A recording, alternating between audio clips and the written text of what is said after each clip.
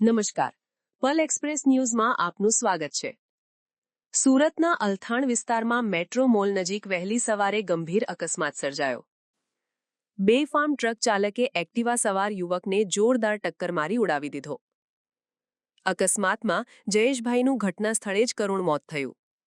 મૃતક રોજગાર માટે વહેલી સવારે નીકળ્યા હતા ત્યારે આ દુર્ઘટના બની। ટક્કર એટલી જોરદાર હતી કે યુવકને બચાવી શકાયો નહીં।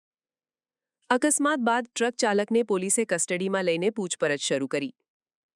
સ્થાનિક લોકોના જણાવ્યા મુજબ ઘટના બાદ વિસ્તારમાં અફરાતફરીનો માહોલ સર્જાયો। પોલીસ ટીમ ઘટનાસ્થળે પહોંચી તપાસ હાથ ધરી। મૃતદેહને પોસ્ટમોર્ટમ માટે ખસેડાયો। સમગ્ર ઘટનાને લઈને પરિવારજનોમાં શોકની લાગણી ફેલાઈ।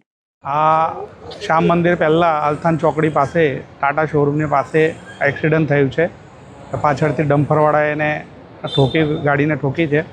એ ગાડીને ઠોક્યા પછી એના જગ્યા પર મૃત્યુ પામેલ છે। એના મમ્મી પપ્પા શું કામ કરે છે? એમના પપ્પા નગર પ્રાથમિકમાં પ્રિન્સિપલ છે અને મમ્મી તો ઘરે હાઉસવાઈફ જ છે અને એક બેન છે। તમારી કાંઈ માંગ છે?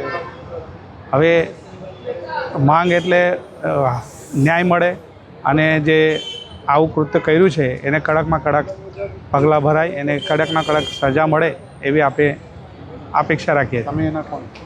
અમારો ભાણેજ થાય છે। અમારા પાછળ અમારા પડોશીમાં જ રહી છે એટલે અમારા ભાણેજ જ છે।